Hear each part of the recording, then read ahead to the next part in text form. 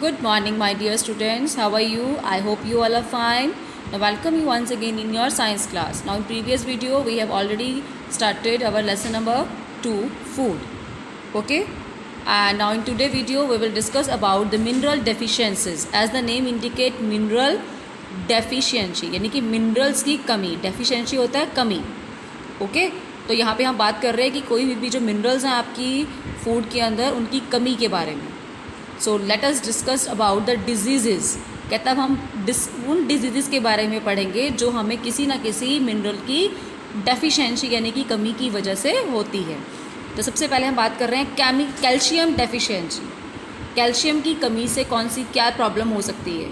The requirement of calcium is much more in growing children and in pregnant and lactating mother's.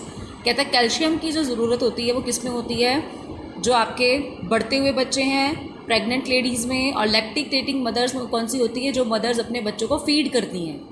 ठीक है, उन mother's को.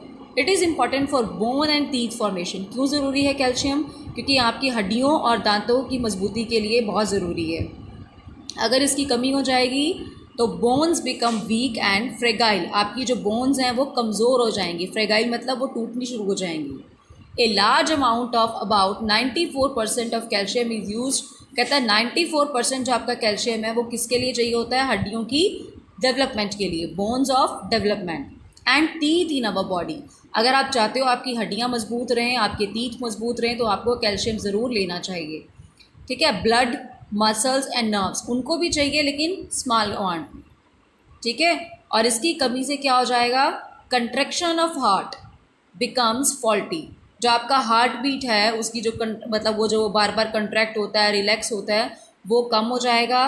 Crampy pen, आपके heart में pen भी हो सकता है, और सिर्फ हार्ट में नहीं, various parts of the body, और बॉडी के दूसरे बॉडी पार्ट्स में भी आपको पेन हो सकता है. ठीक है, तो specially in legs. Tooth decay, आपके दांत गिर सकते हैं. जनरल इरिटेबिलिटी, आपको इरिटेशन हो सकती है, और भी बहुत सारी प्रॉब्लम्स आपकी बॉडी में हो सकती हैं सिर्फ कैल्शियम की वजह से. क्लियर हो गया. तो इसलिए कैल्शियम आपकी बहुत ज़रूरी है. तो कैल्शियम कहाँ से मिलेगा आपको, ज़्यादातर मिल्क और मिल्क प्रोडक्ट से, तो वो आपको लेने चाहिए. नेक्स्ट आता है फॉस्फोरस डेफिशिएंसी. अब कहता है phosphorus along with the calcium. Calcium के साथ साथ फॉस्फोरस भी एक ऐसा मिनरल है जो आपकी बॉडी को प्रॉपर ग्रोथ के लिए चाहिए. ठीक है, ये भी आपकी बोन्स और ये भी आपकी टीथ की डेवलपमेंट के लिए. यस, सिर्फ आपका इस बोन्स और टीथ के लिए नहीं, नर्व सेल्स की डेवलपमेंट के लिए भी चाहिए. It is also essential for the digestion of carbohydrates and fats. आप जो भी खाना खाते हो उसमें कार्बोहाइड्रेट्स होते हैं, फैट्स होते हैं, उनकी डाइजेशन के लिए भी फॉस्फोरस चाहिए. Loss of weight, retarded growth, अगर आप ये नहीं फॉस्फोरस नहीं लेंगे, आपके फूड में इसकी कमी होगी तो आपका वेट कम हो जाएगा, आपकी ग्रोथ कम हो जाएगी. रिटार्डेड मतलब कमी होना, ग्रोथ छोटी रह जाना, कम हो जाना बॉडी की ग्रोथ. जनरल वीकनेस आएगी बॉडी में. ठीक है, अक्कर due to the iron and phosphorus deficiency, इनकी कमी की वजह से. नेक्स्ट आता है आयरन डेफिशिएंसी. मैंने आपको बताया था कि आयरन की कमी से क्या होगा. आयरन क्यों चाहिए, ये हमारे ब्लड के अंदर हीमोग्लोबिन को बनाने में हेल्प करता है.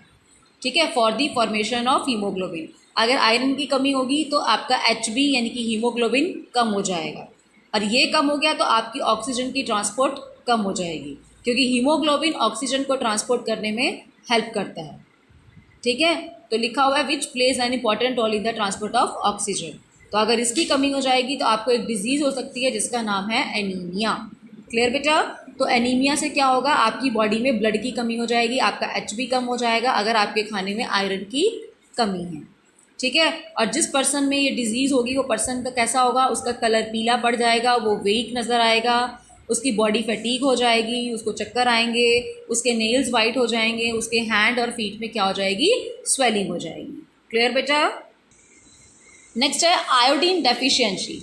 अब खाने में आयोडीन की कमी से कौन सी प्रॉब्लम होती है, गॉइटर. ये देखिए यहाँ पे इस पर्सन को हुआ हुआ है, इसकी जो नेक है उसके नेक रीजन में स्वेलन आ गई है, स्वेलिंग हो गई है. तो आयोडीन की कमी से जो डिजीज़ होती है उसको बोलते हैं गॉइटर.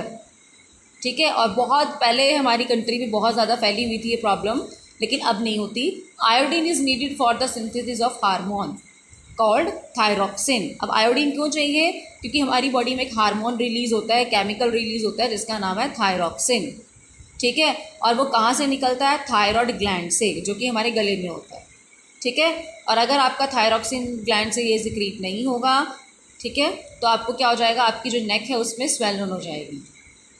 ओके, तो कहता है iodine deficiency during fetal stage. अगर, और ये आपको किससे मिलेगा? नमक से। नमक में आयोडीन बहुत अच्छे से होता है और आपकी ग्रीन वेजिटेबल्स में।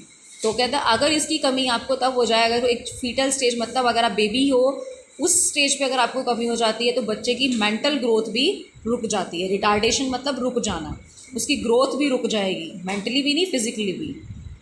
Okay, it is not prevalent, ये उन लोगों में नहीं होता ज़्यादातर जो कोस्टल एरियाज़ में रहते हैं, क्योंकि वो सी फूड खाते हैं और सी फूड वाले सी फूड के अंदर ऑलरेडी नमक प्रेजेंट होता है, उनमें ऑलरेडी आयोडीन होता है। तो इसलिए जो लोग आपके समुद्र के पास सी एरियाज़ में रहते हैं उन लोगों के अंदर ये डिज़ीज़ कॉमन नहीं होती। ये डिज़ीज़ ज़्यादातर कौन से रीजन में होती है? माउंटेन रीजन्स में, क्योंकि वहाँ की जो सॉयल है और वहाँ का जो पानी है उसमें आयोडीन की मात्रा कम है, पुअर इन आयोडीन, ठीक है। तो इसीलिए one of the well tested approach to control the iodine, इसीलिए सबसे अच्छा तरीका क्या है कि आप कौन सा सॉल्ट खाएं? Iodised salt. बेटा अगर आपने कभी ध्यान दिया होगा टीवी में ऐड भी आती है, तो उसमें ऐड में भी बोलते हैं कि आयोडीन युक्त नमक खाना चाहिए, क्योंकि इससे कौन सी डिजीज़ होती है? आपकी ग्वाइटर, और इसको हिंदी में घेंघा रोग भी बोलते हैं। टीवी में बहुत ऐड आती है इसकी, आप कभी ध्यान देना। ओके, तो कहता है कि जो डिज़ीज़ कौन से एरिया में होती है ज़्यादातर ये डिज़ीज़? माउंटेन रीजन में। क्यों होती है वहाँ पे? बेटा क्योंकि हम माउंटेन रीजन्स में ये प्रॉब्लम क्यों होती है? क्योंकि वहाँ की जो सॉयल है और वहाँ का जो वाटर है उसमें आयोडीन की कमी होती है, तो इसीलिए वहाँ के लोगों को ये डिज़ीज़ होना कॉमन है, ठीक है। और कोस्टल एरियाज़ में ये नहीं रिकॉर्ड, नॉर्मली नहीं ये डिज़ीज़ नहीं होती, क्योंकि कोस्टल एरियाज़ का जो सी फूड वो लोग खाते हैं, जो वहाँ पे जो लोग रहते हैं सी फूड खाते हैं, और सी फूड में ऑलरेडी आयोडीन बहुत ज़्यादा अमाउंट में प्रेजेंट होता है। क्लियर? नेक्स्ट आता है व्हाट शुड वी ईट। अब हमें क्या खाना चाहिए? हमें बैलेंस डाइट खानी चाहिए, क्योंकि बैलेंस डाइट कौन सी डाइट है?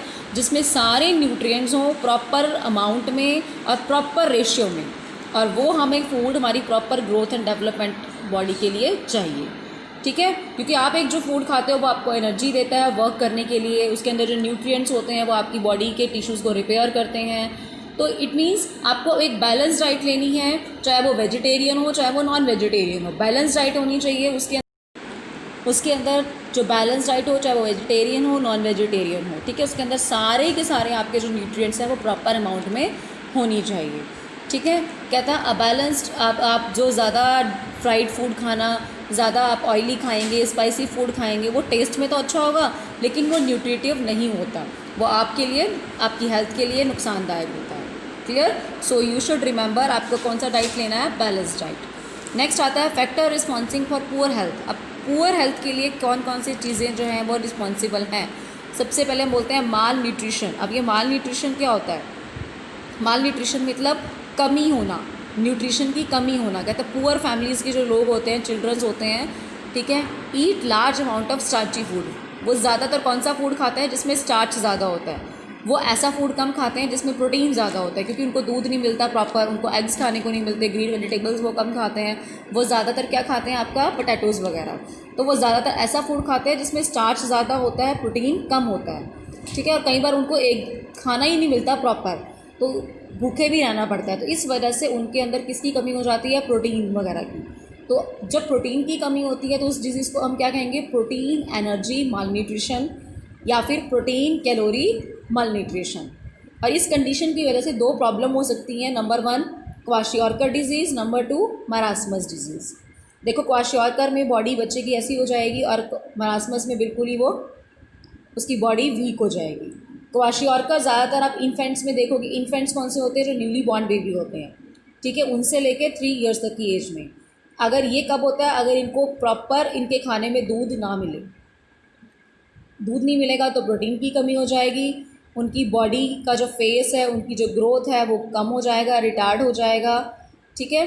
और जो उनका पेट है, आप ये देख रहे हो इस बच्चे का जो स्टमक है वो, और इनकी जो लेग्स है उसमें क्या हो जाता है? स्वेलन आ जाता है। स्वेलन मतलब सूज जाती है।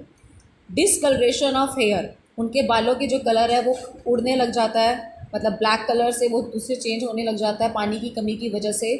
तो डायरिया जो है इन बच्चों में कॉमन प्रॉब्लम है। डायरिया मीन उनको वॉमिटिंग लग रहा है, लूज मोशंस लगना, ये कॉमन प्रॉब्लम है क्वाशियोरकर डिजीज़ में। मेनली क्वाशियोरकर डिजीज़ किसकी कमी से है? प्रोटीन की कमी से।